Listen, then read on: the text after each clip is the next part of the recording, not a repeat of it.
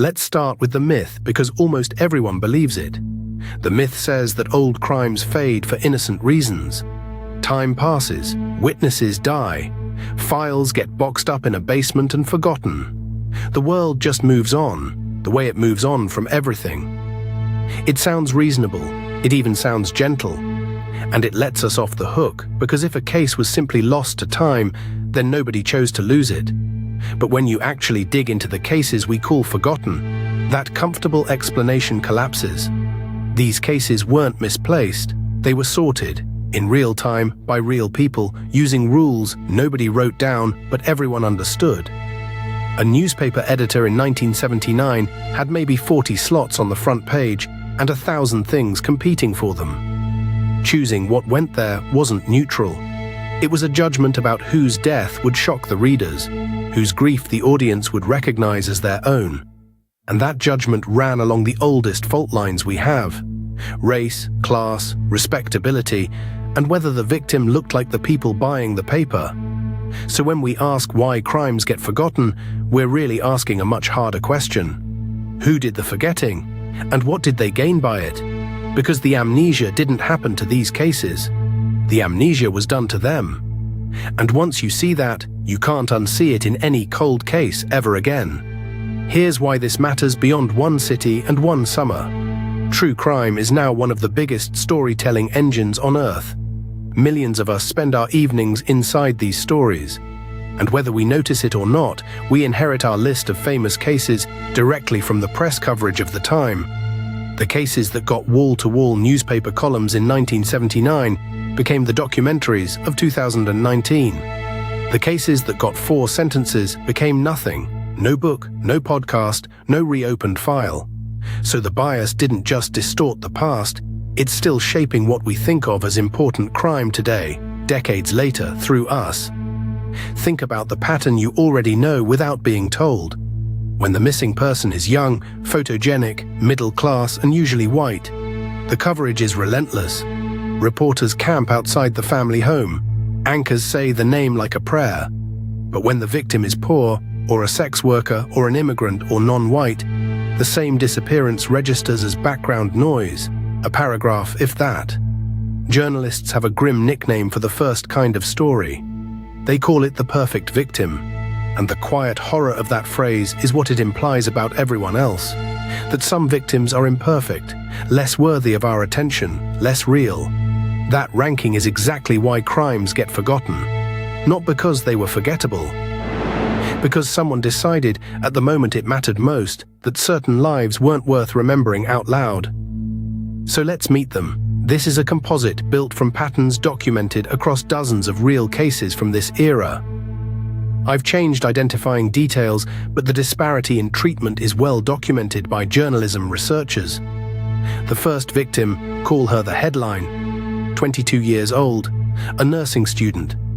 White, from a comfortable suburb, engaged to be married that fall. When she was found, the city convulsed. Her photograph, the studio one, the smiling one, ran above the fold for 11 straight days. The mayor made a statement. A reward fund appeared within 72 hours. Volunteers combed the parks. Her fiancé was interviewed on the evening news, and viewers wept with him. And they should have. Her death was a genuine tragedy, and every ounce of that grief was real and deserved. Hold on to that, because this is not about tearing her story down. Now the second victim, call her the Footnote, 34 years old, black. A single mother of 2 who cleaned offices on the night shift and in the hard months did sex work to keep the lights on. She was killed 3 weeks earlier in the same district, with the same weapon in nearly the same way. Her body was found first, but her story ran once, 4 sentences, no photograph, under a headline that reduced her entire life to the word transient. No reward fund, no volunteers, no mayor. Her 2 children waited for a follow-up article that never came. Same killer, same knife, one front page, and already before we know anything else, we can feel the machine sorting them. Now watch what the sorting actually does, because it isn't just cruel, it's dangerous. It breaks the investigation itself. When the Footnote died, detectives had a fresh crime scene, a live trail, 3 weeks of lead time. But a case with no public pressure gets no resources, no overtime, no task force. Her file sat. Then the headline died, and suddenly the same department that had shrugged now had a war room, tip lines, and a commissioner demanding daily updates. Here's the tragedy hiding inside the injustice. If the first murder, the Footnote's murder, had been worked with the same urgency, there is a real chance the killer would have been caught before he reached the second woman at all. The neglect of one victim helped create the next. That's the part the lost to time myth completely erases. It frames the silence as passive, as if nothing was happening. But something was happening. A killer was moving freely through the exact gap that indifference had opened. And this pattern shows up in real cases too.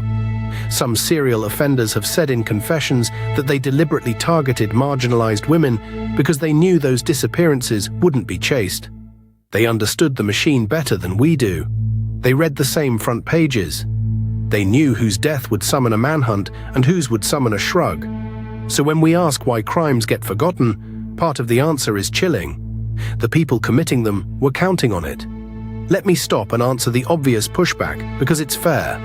Someone's already typing it. Maybe the headline case just had more evidence. Maybe it was covered more because there was simply more to report. It's a reasonable objection, and sometimes coverage really does follow the facts. But look at what actually drove the disparity here, because the evidence argument falls apart fast. The Footnote's case had more physical evidence, not less. It was the earlier scene, less contaminated, with more potential witnesses still nearby. What it lacked wasn't evidence, it lacked a sympathetic audience. And you can prove this by studying how the language changes. Researchers who analyze crime coverage have found it again and again. With the perfect victim, reporters write about a stolen future. The wedding that won't happen, the career she'll never have. She's rendered as a full person with a tomorrow. With the marginalized victim, the writing quietly shifts to her circumstances, her addiction, her record, the neighborhood, the night shift. The subtext is unmistakable. She was living a risky life, so this was on some level expected. One woman is mourned, the other is explained. That reframing is doing enormous moral work. It tells the reader they don't need to be afraid, because this couldn't happen to them, because that woman wasn't really like them. And the moment a victim stops feeling like us, the story stops selling, and the coverage dies. That's not the facts choosing what survives. That's us. That's a huge, uncomfortable piece of why crimes get forgotten. So the killer is finally caught. And here's the detail that should stay with you. When he's arrested, the newspapers run huge stories connecting him to the headline. Her name is everywhere again. But the footnote? In many real versions of this case, the earlier victim is barely mentioned in the arrest coverage, sometimes not named at all, referred to only as a second victim or another woman. Think about what that means. She was killed first. She was killed by the same man. And even in the moment of justice, even at the resolution, the press still couldn't be bothered to say her name. The forgetting didn't end when the case was solved. The forgetting was the whole arc, from the first paragraph to the last. And this is where the amnesia becomes the crime story. Because a murder is a single act by a single person. But the erasure of a victim, that takes a whole system. It takes an editor, a reporter, a police budget, a public that turns the page. It takes all of us agreeing, without ever saying it out loud, that her life was a smaller thing. The killer took her body. The machine took her memory. And of the two thefts, only one gets prosecuted. The other one we've never even named as a wrong. We just call it a case lost to time, and we move on, the way we always move on. Here's the revelation, and it reframes everything you thought this video was about. We tend to imagine bias in true crime as something the powerful do to the powerless. Editors and detectives sorting the dead. And that's real. But there's a second, closer layer, and it's the one that should keep us honest. The bias survives now because of demand. The old newspapers are gone, the editors who made those calls are retired or dead.